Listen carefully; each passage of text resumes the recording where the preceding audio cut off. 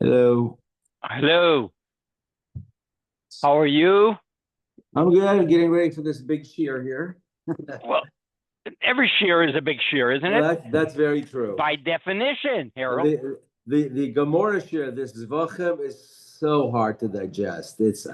It's It's so much interesting. happening. The fact that Ernie kind of knows what he's talking about, that's kol hakavod. It's so Kol complicated. hakavod. That's it. Yeah. That's it. That's it. That's what I say. Yeah. Someone made Kol a hakavod. chart. Someone in Shul made a chart, like a whole spreadsheet of what goes where. I Yep. mean, it's very extensive. I forgot to take a picture of it. Maybe tomorrow I'll do it. I've already made up my mind. I sometimes, some of the Gemaras I map out, some of them I haven't. And Yeah. I said to myself, I'm already looking forward to the next, in 7 years when I do it again, God willing. Oh, that's good. Okay, fine. I'll test you then. I'll test you in 7 years. Don't forget. You know what? It's very challenging. Yeah, yeah, it's very hard. Very. Yeah. But I do it two ways. I do it with you guys, Yeah. and then I do it with this other guy in Spanish from Israel. And for He's in Israel. He's from he's in Israel. Israel, and I do it here, and I'm actually grateful because it really is a great thing to do. Yeah, It's sometimes I'll do the Stefanski from Israel. Stefanski is excellent. He has I've a lot of listened. graphics. Yeah, Yes, which I and I think he's a little slower. he's slower. Yes, he's slower. He BS's a little bit here, and then it's a slower pace. But an hour, he gets it done. Yep. Well, this guy from in Spanish is also about an hour. About an hour. Yeah, but Where's it's he good. from? Where's he from originally? There's a couple of guys. I think one of them is from Spain, Oh, and one of them I think is from either Mexico or Argentina. uh-huh. So it's very interesting, and they're working really hard to create uh, Gemaras in Spanish, In Spanish. like we have the one Yeah. we use here with the Steinschall Schuttenstein edition, or one of Uh-huh. those things. Do It's you notice very, that they very have? Can you pick up an accent of their Spanish? I'm just yes, curious. yes, yes. The Yeah. one from Spain, easy. The other one's a Uh, little bit more uh, difficult because he doesn't have the slang of the Mexican sing song. uh, uh-huh, But that's what does it. uh-huh. Hey, everybody. Hello, hello. Hey, Nice. George, I'm sorry I didn't call you yet because it's been a crazy. Thank you Don't worry. for flowers. I'm going to call you, but I'm going to call you and thank you. But Don't worry. we went from I'm like, grateful for him to be able to do all of this. thank you. But we went from Rosh Hashanah and then we had to go away to a conference for. Ay, ay, ay. Yeah. Don't worry. Yeah, where are we holding? We are on Yud Aleph. Hi, Magda. Perek Yud Aleph, Hi. Oh, okay. Pasuk Tesvav.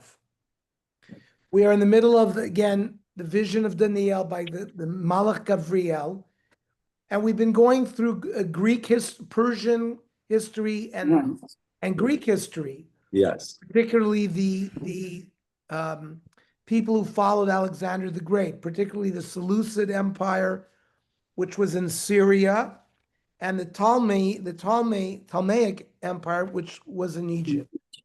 Those were the two main, and the Navi calls them the Melech HaTzafon, right? Syria is to the north of Israel, and the Melech HaNegev, which is the king of the south, which we're referring to the various Egyptian rulers all the way down to Cleopatra, who was the final Ptolemaic ruler in 31 CE. So, Pasuk Tesvav is Viavo Melech HaTzafon, the northern king will come. The Yishpoch Solala. Solala are works that were done to break sieges. Vilakad Ir Mivsaros, he will conquer a fortified city. Uzraot HaNegev lo yamodu. That means the armies of the south will not be able to stand up to this king of the north, who we said was Antiochus. V'gam mivcharav ein koach lamod. And for the chosen people, l'chora, that means the Jewish people, they also will not have the strength to withstand this. So Antiochus III, who is the father of Antiochus IV, who is our Antiochus from the story of Hanukkah, he ruled about 200 BCE. Remember, the Hanukkah story is about 165 CE, so it's 35 years later. So Antiochus, according to Josephus, swept uncontested through southern Syria. Listen to this. There was stubborn resistance in Gaza. And there was a lengthy siege, and Antiochus finally took the city. When it says "V'lakad ir mivtzarot," that he will conquer a fortified city, that's referring to Gaza at that time, which was part of the Egyptian Empire. Now, at some point, the history tells us that the Egyptians hired a capable Greek general named Scopas. Oh, wow. And Scopas reconquered Eretz Yisrael from Antiochus. Finally, at the Battle of Panian, he suffered a decisive defeat. His army was decimated.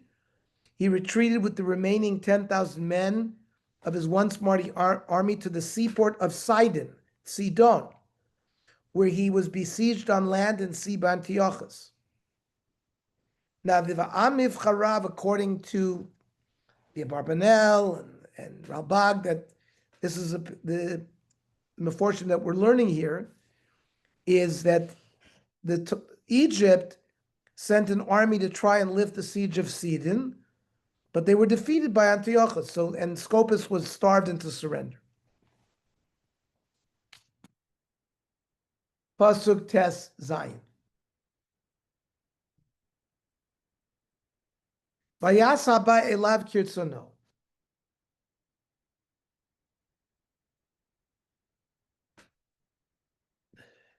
This now moves to Antiochus IV, Who's ours? who is going to be the Hanukkah Antiochus. He will do as he pleases. Ve'eino meid lefanav, no one will stand against him. V'yamod be'eretz satzvi v'chala biyada. The Eretz Satzvi refers to Israel. That's the coveted land. And he will have the power to annihilate it.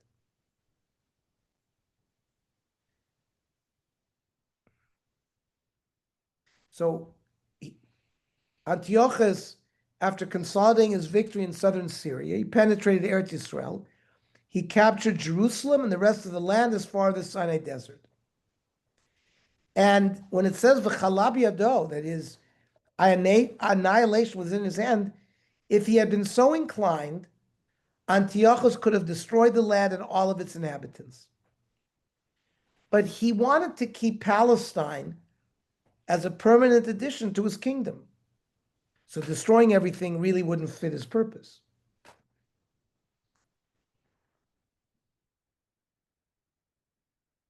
Now, Rashi understands these psukim still, that is 16 through 18, to referring to the villain of Hanukkah, Antiochus IV. But Josephus says that this is still Antiochus III, who was favorably disposed towards the Jews. So, Pasuk Yud Zayin, V'yasem panav, he sets his face, lavo b'tokav kol malchuto. He wants to penetrate the strength of his whole kingdom. V'yisharim imo v'asa, he will reach an agreement. Uvat hanashim yitein lo lashchita, and the daughter of the women, he will give him to destroy it. V'lo tamod v'lo lo tiyeh. It will not abide, and the woman will not be his either.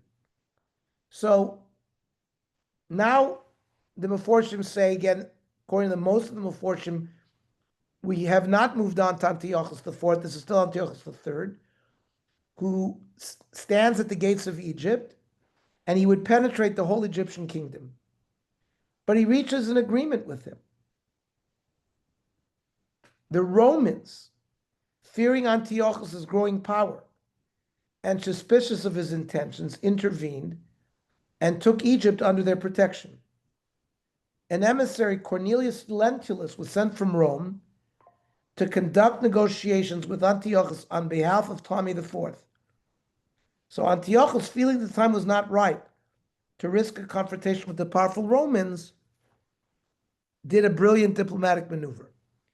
Antiochus concluded a peace agreement with Egypt and cemented the peace by joining the two royal houses in marriage. Cleopatra was Antiochus's daughter, would be given in marriage to Ptolemy V. Depending on his daughter to create a fifth column within Egypt, he hoped to gain by treachery what he did not dare attempt to gain on the battlefield. No, this is not the Cleopatra we're talking about. This is Cleopatra, the daughter of Antiochus, who's the Seleucid Empire. And this is also 200 BCE. Right. The Cleopatra with Mark Antony is 31 BCE. So you're talking about 170 years later.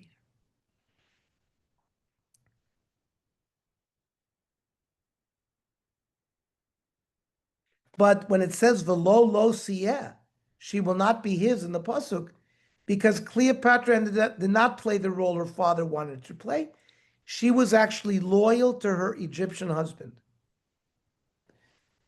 Rashi, right? Because I explained that Rashi is unique among the Meforshim, who says that these verses refer to Antiochus IV, who is the Greek king that the Hasmonaeem revolted against.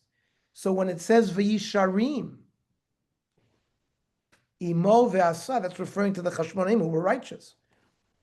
And the Bat HaNashim is a metaphoric reference to Klal Yisrael, because Shir HaShirim depicts Klal Yisrael as a beautiful woman. And that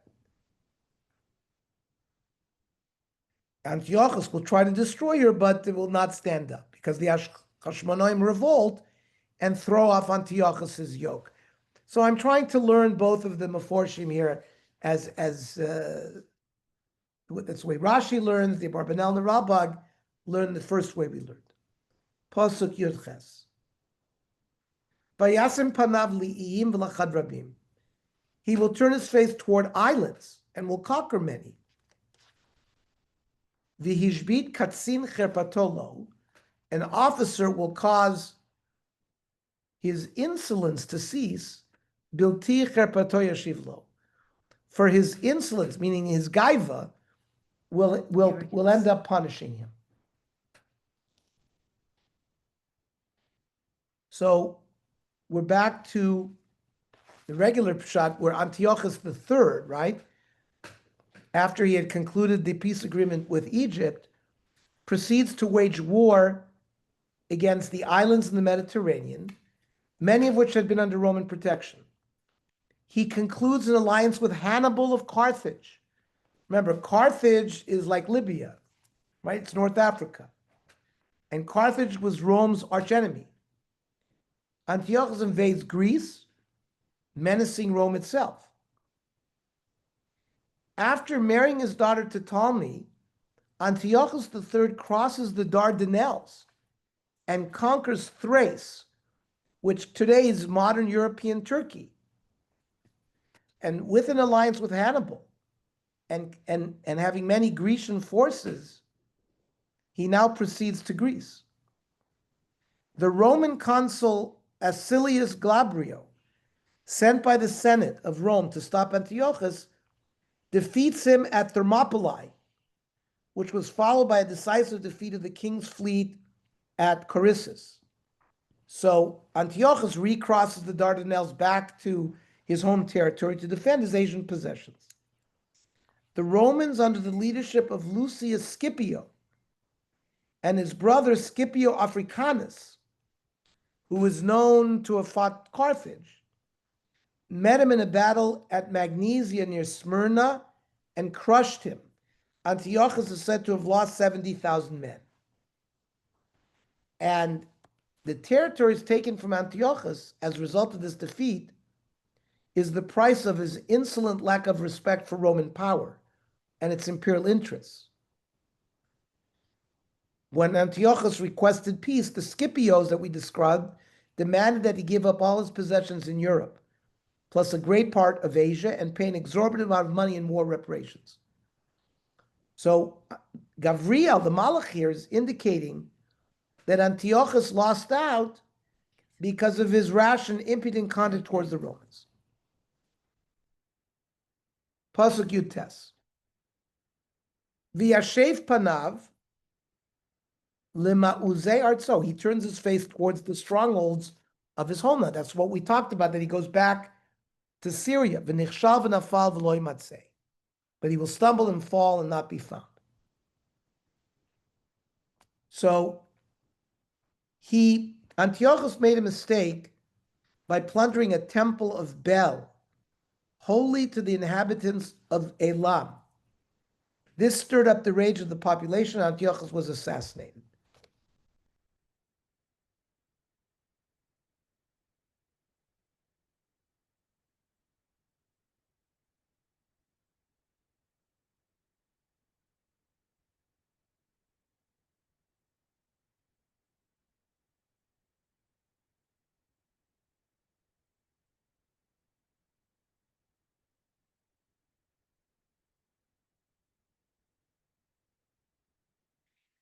When we were discussing the pasuk of Ubas hanoshim yitein lo lahashrisa, the daughters were going to be given for destruction. So the Gemara brings a famous gzeira, asher gazar shekol bas Yisrael nichneses lechupa tiboel kodem min asar shalom.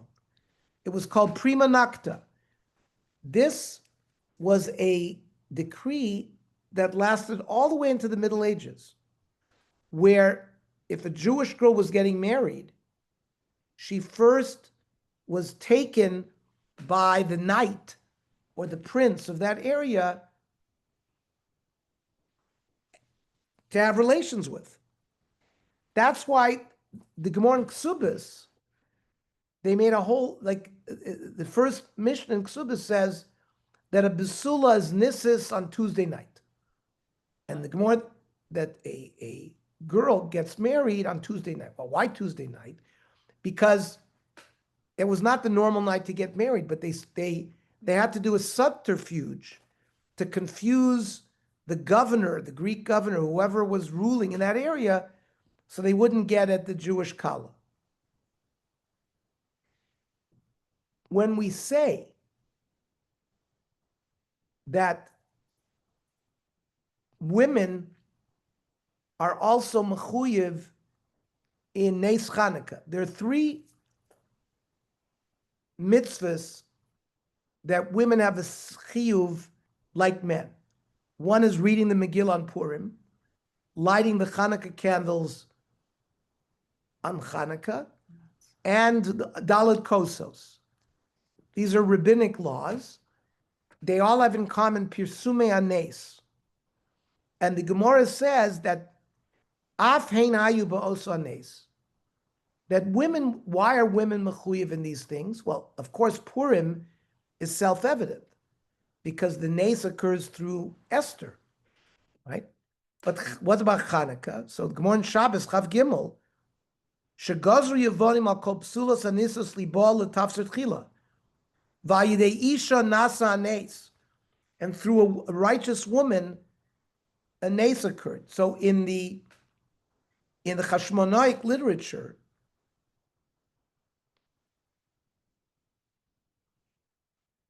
that it says Bizman HaChuppah shel Bas Yochanan Kohen Gadol.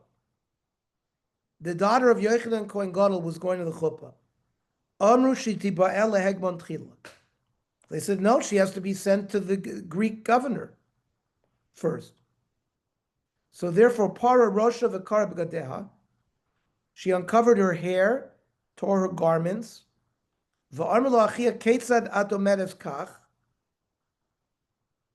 So one of her brothers said, "This is not modest for you to be dressed like this."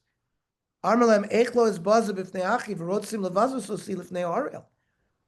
I shouldn't stand immodestly in front of my brothers when they're trying to publicly be mavazimi with this uncircumcised one.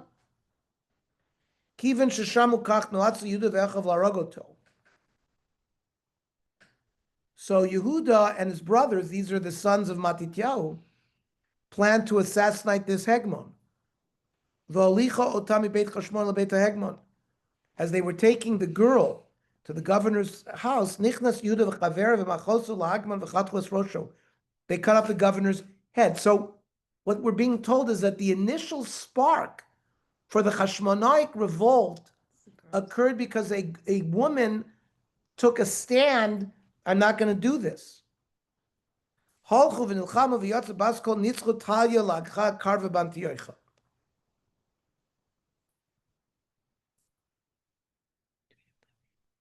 I just That last sentence. no, not.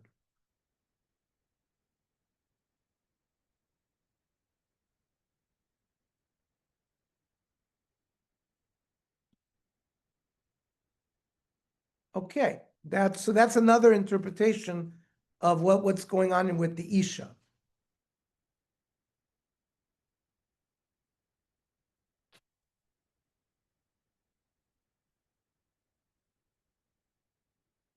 Pasuk Chaf. Ve'amar al kano mavir nogesh cheder al malchus. There will arise, now remember, Antiochus III, we just said has died, he was assassinated.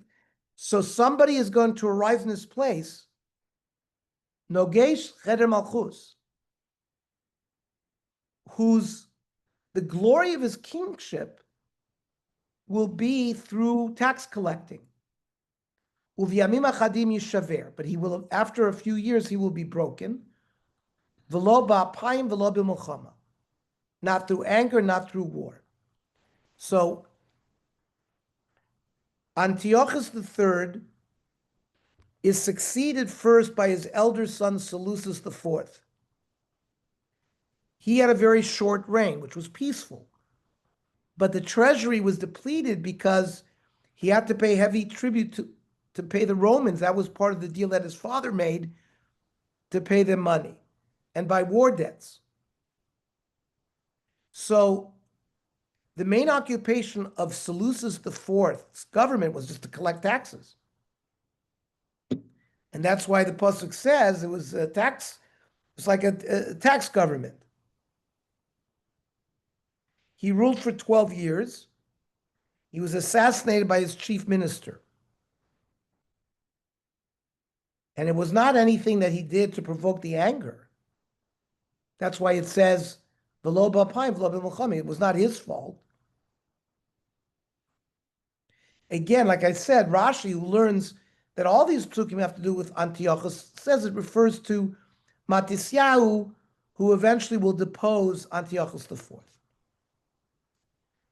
Pasuk Chaf Aleph. Ve'amar al kano, arising in his place, will be Nivzeh, the contemptible one. And that brings us to Antiochus IV. The glory of kingship was never placed on him. Uva v'shalva, he comes in peace. V'chzik malchut b'chaklaklot. He possesses kingship through talking, being glib.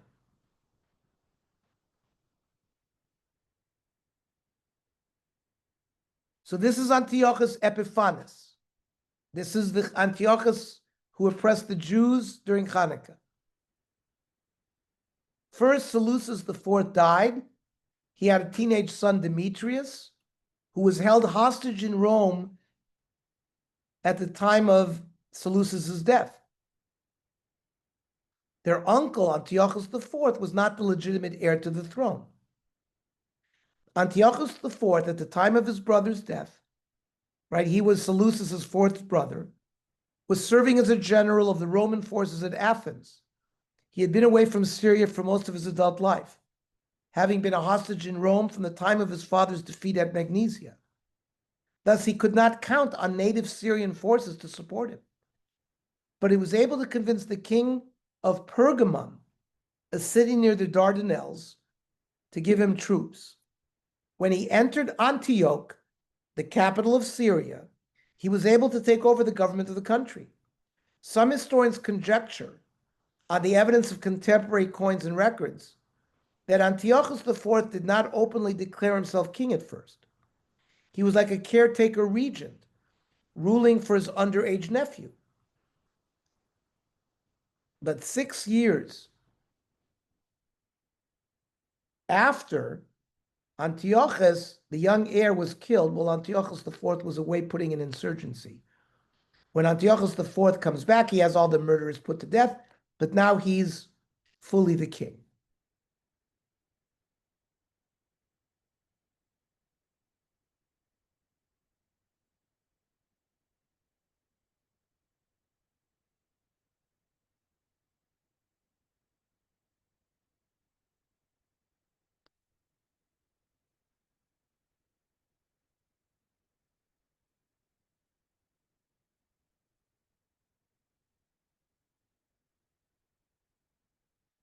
I want to read a Gemara that's an important Gemara for our purposes. It's a Gemara in Avodah Zarah. Harold, you might remember it, and George, you might remember it. Chesamid Beis. Tlosin utrain karvi avdu romoy b'hadivanai. The Romans battled the Greeks 32 times. V'lo yachluluhu. They couldn't beat the Greeks. Adesh adfinu Yisrael badayu. They made some kind of agreement with the Jews. The Vahachi asnu badayu. They made the following t'nai. Iminan malki, minai chua parchi. If we have the king, you guys will have the governor. Iminai parchi, minana parchi. If you are the king, we will be the governor. That was the agreement between the Romans and the Jews. Shalchulu romai levanai. The Romans sent a message to the Greeks. Ara idna avidna bekarva. We were battling you. Hasha navid bedina. Now we're going to adjudicate. They asked them, Margolit ve'even tova, a pearl and a diamond. Ezo mehen yaseh basis lechavero. Which stone will be the base for the other? Shalchuluhu. They sent back, Margalit le'even tova. The pearl will be the base for the diamond. Then they asked, Evan tova va'anach. Anach is onyx. So, Evan tova va'anach, ezeu mehen yaseh basis lechavero. Which will be the base for the other? They answered, Evan tova la'anach. They said the diamond will be the base for the onyx. Then they asked, Anach v'sefer Torah. Ezeu men yaseh basis lechavero. Which one will be the base for the other? So they said, Anach l'sefer Torah. Shalchuluhu. So the Romans sent back and Cain, Anan sefer Torah, Gabon v'Yisrael ba'adon. So we have the sefer Torah because we have an agreement with the Jews.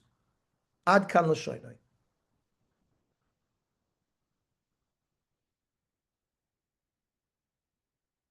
And this is what it means in this pasuk when it says "Uba b'shalva v'chzik malchus b'chalklakut." Without any battle, the Romans took the sovereignty away from the Greeks.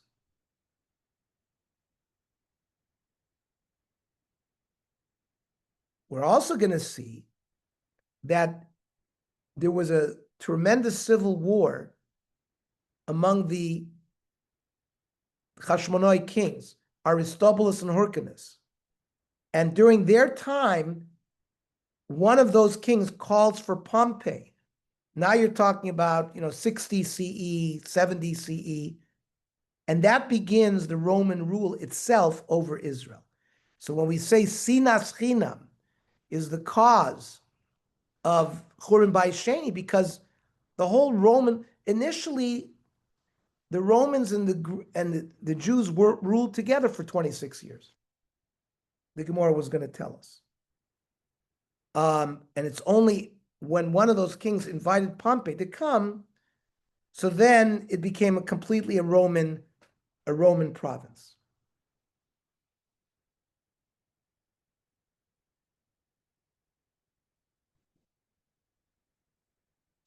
We'll have a little bit more of this later.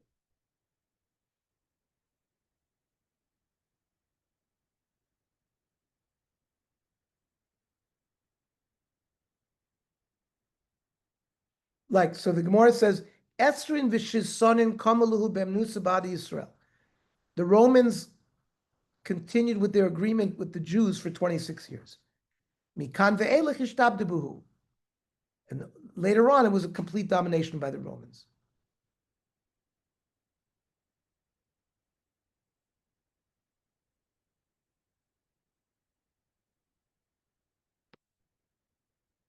Let's go on in the Psukim. Pasuk Chav Beis.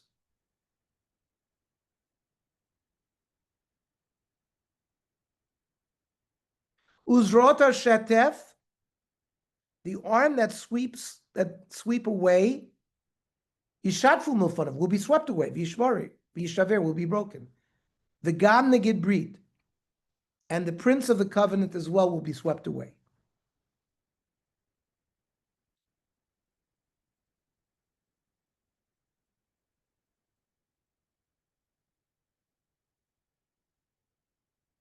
This has to do that Ptolmey VI, the son of Antiochus' sister Cleopatra, was bound by a peace agreement. Because Ptolemy V had died and Cleopatra ruled on behalf of the minor sons. Antiochus used his relationship to the queen, his sister, to gain entry to Egypt. And he used that opportunity to plunder and pillage. And the Romans, busy with the war in Macedonia, did not intervene. And Antiochus seized the opportunity and struck at Egypt. Again, this bris refers to the covenant that the Hasmonaeem kings had made with the Romans, which they broke after 26 years. By the way, just to give some dates,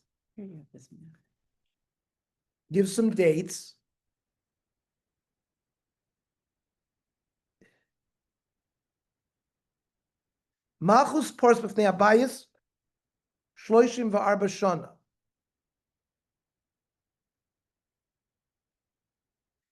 The Persian kings were installed, right?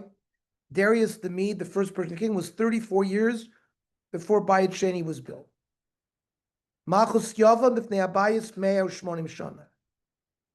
Then the Greeks were 180 years before the destruction of the second temple. Malchus Chashmonai b'fnei Abayis mea v'sholosh was 103 years before the destruction of Bayit Sheni.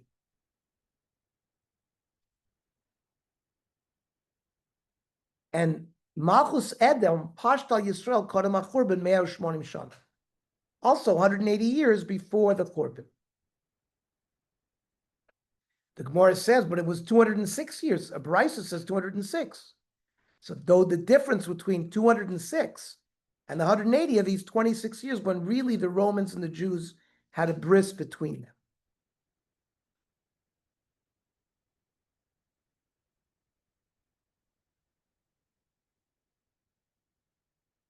Pasuk Chav Gimel.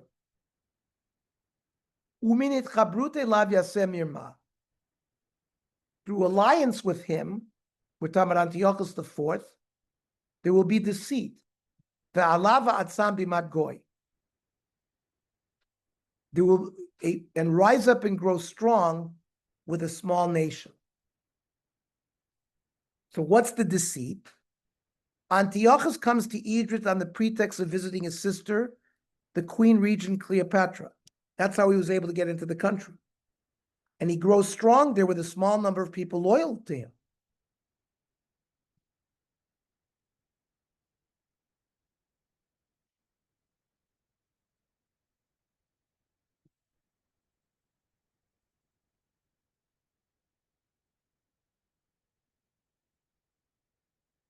Rashi says this pasuk refers to the period before the state of war between Rome and Israel, where there was a treaty of friendship between them. And the Romans, relying on that pact, were able to conquer countries surrounding Eretz Yisrael without fear of intervention from the Hasmonaeem kingship. That's what Josephus says. Okay. Pasuk Chavdal. Bishalva uvishmanei medina, in peace and into the richest parts of the country, Yavol va'asa shelo asu avotav avot avotav. He will come and do what his fathers and forefathers was not able to do. Biza, he will take booty, vishalal, spoils, urachush, lahem yivzor, take wealth. Ve'al mivtsarim yichashev machshvotav va'ad eit. And he will concentrate his forces against the fortresses. Since Alexander the Great, no one had been able to penetrate the fortifications at the border separating Egypt from Asia. So Antiochus the Fourth, it just shows how great the revolt of the Hasmonaeem were, shows how powerful of a king he was.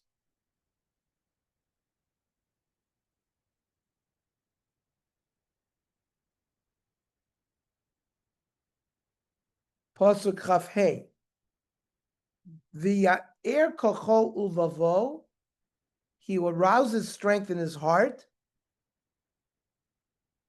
Al melech haNegev, against the king of Egypt. B'chayil gadol, with a great army. Umelech haNegev yitgarel milchama. The king of the south will be provoked to go to war. B'chayil gadol v'atzum ad me'od, with a great army. But v'lo yamod ki yachshavu alav machshavot. He will not be able to withstand because plans will be done against him.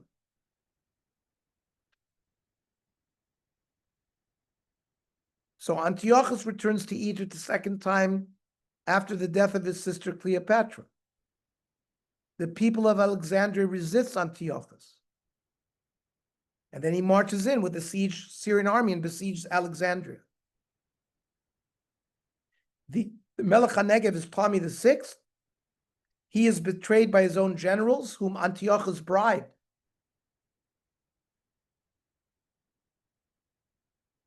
And also the governor of Cyprus sort of switched allegiances to Antiochus.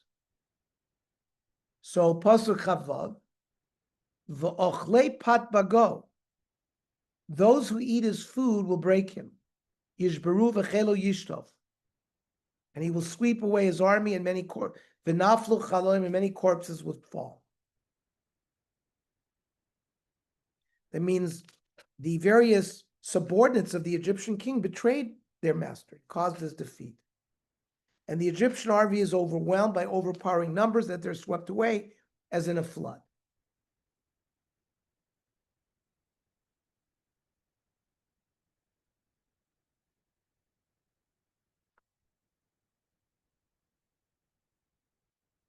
Pasuk Chav Zayin.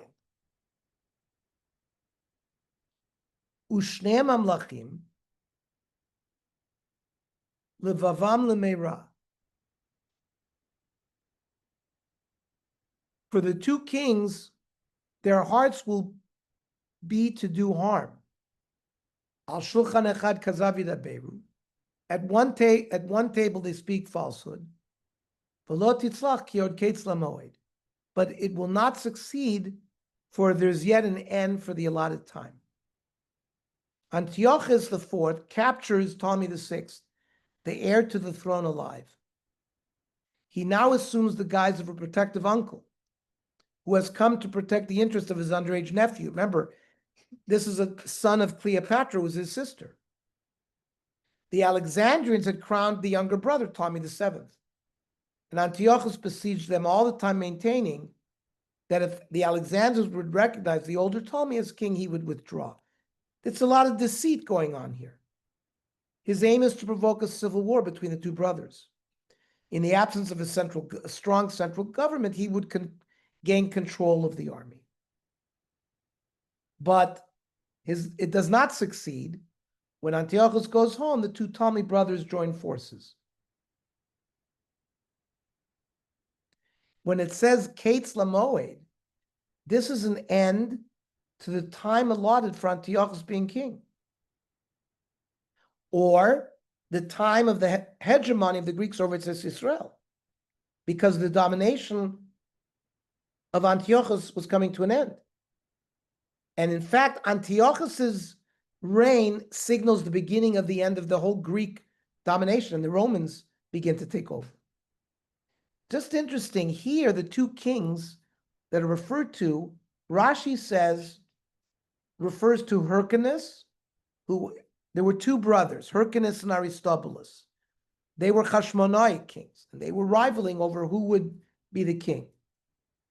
Hyrcanus was the Hasmonaeem king who, in his struggle with his brother Aristobulus, asked the help of the Romans, and Pompey was the Roman general who represented the Roman Republic in this alliance. Here he's called king, even though he's only a general, because he represents the mighty Roman Empire. The hearts of both will be to do harm to the Jewish nations, but it will fail.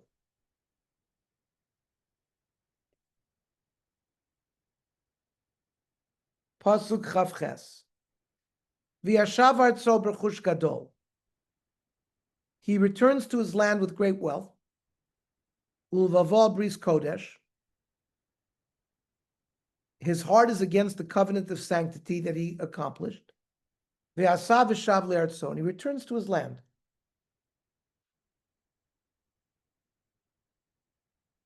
What does it mean that Antiochus is ulvavo al bris kodesh?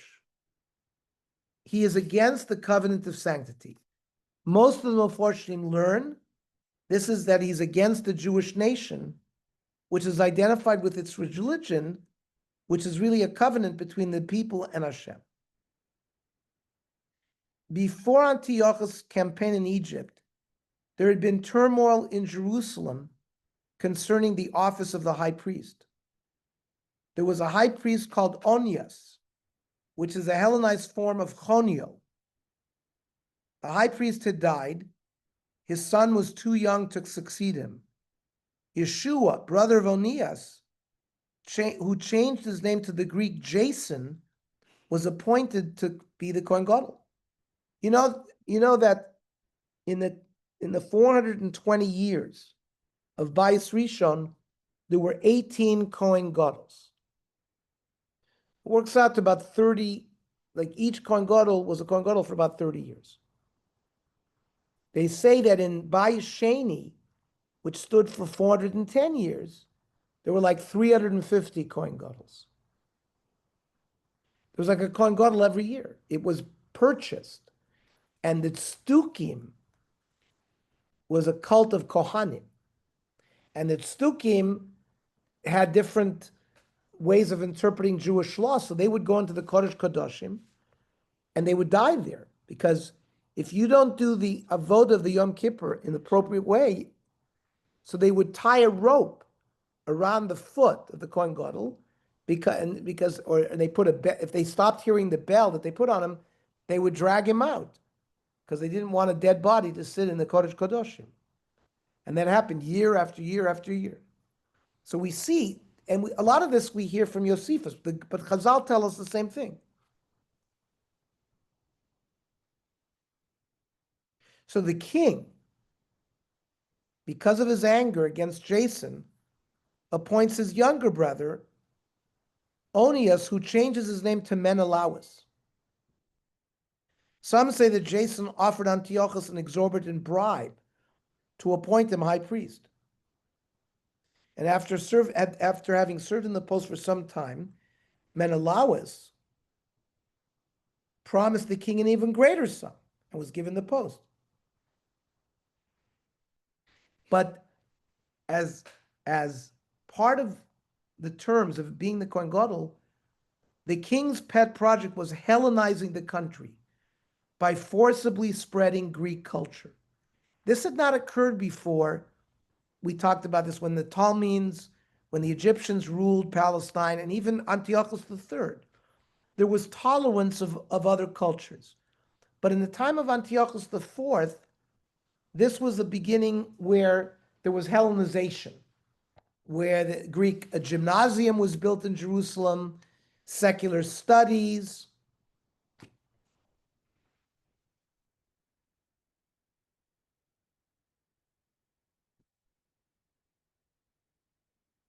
Right.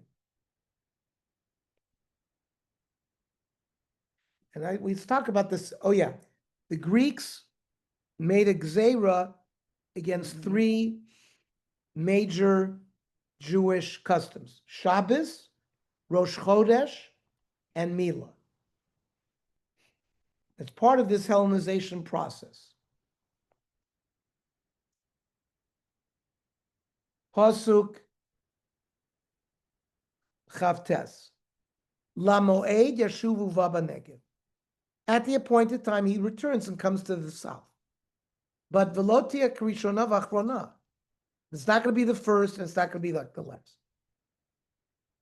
Antiochus hears that his nephew Ptolmey VI has betrayed him and joined forces against him together with his younger brother Ptolmey VII. So he returns to Egypt with a great army and proceeds to conquer it. And though initially he succeeds, it's not durable. The third invasion of Egypt by Antiochus IV was not successful like the first. And that's what the Navi says, that it was not successful. Karishona v'chachrona. Pasuk Lamed. Uva uvod siyim kitim v'nicha. Ships of Kitim come against him. The Kitim refer to Roman ships. By the way, Tsiyim, the word Sim refers to boats. Now, you know, what is the Israeli shipping company? Sim. So they took it, yeah, Zim, Z-I-M, Sim. That's the famous, it's been around since the 50s. They pioneered, you know, when you see 18-wheelers with a trailer behind them, and they standardized them. So you go to the docks and you see, it was all pioneered by the Tzim company, an Israeli shipping company. And they took the name for Tzim here. Uvavot Tzim kitim v'nicha v'shav v'zama brit kodesh v'asa. He vented his fury at the covenant of sanctity and will accomplish, he will return of understanding for those who forsake the covenant of sanctity. How do we understand this? So the Kitim are legions, Roman legions. They landed a force in Egypt under the leadership of Populus Lanus, and they forced Antiochus to retreat. He returns through Eretz Yisrael, and he vents his anger. That's what it means upon the covenant of sanctity. He vents his anger on Klal Yisrael. Helped by accomplices within Jerusalem, they gain entry into the city without a fight. And those who oppose his policy of Hellenization are massacred. 2 years later, that's what it means, Vishav, he comes back. He besieges Jerusalem because the gold and silver of the temple had attracted his eye. He was determined to take possession of its riches. He took away the golden menorah, the golden incense altar, the golden table, and all other vessels of gold and silver. He forbade the Jews to bring the Korban HaTamid and declared the death sentence for anyone found adhering to the Torah. Many thousands were killed and carried off as captives. So does Josephus bring. Antiochus's policy is not motivated by greed alone. Part of his policy was to Hellenize all his subjects. He set out to crush every vestige of Judaism. Those who went along and forsook the covenant of sanctity found favor in the king's eyes. And we know there were many mityavnim, many Jews who allied themselves with the Greeks. They made money and they were successful, and you know.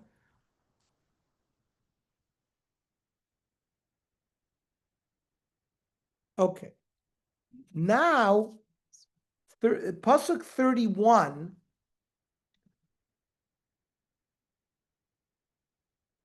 there's two different approaches. The Abarbanel gives one approach and a second approach. So we're going to stop here today because of this, and we move on in our recounting of Hasmonaeem history. I hope this is not only we're learning, it's amazing that we're studying the history of the Hasmonaeem dynasty through the vision of Malach Gabriel as told to Daniel. right? But we're getting a whole course on, history that some of us may know, but not to the detail, I think, that is being revealed to us here. Any comments, questions? Herr Aroth? Until we will learn next week. We are. Yeah. Yeah. Yeah, sure. Yes. Shavua Everybody Tov. should have a good fast. Yes, everybody have an easy Easy fast. Easy fast. fast. Thank you, guys. Easy Thank fast you. for everybody. Thank you very much. Makassim tov.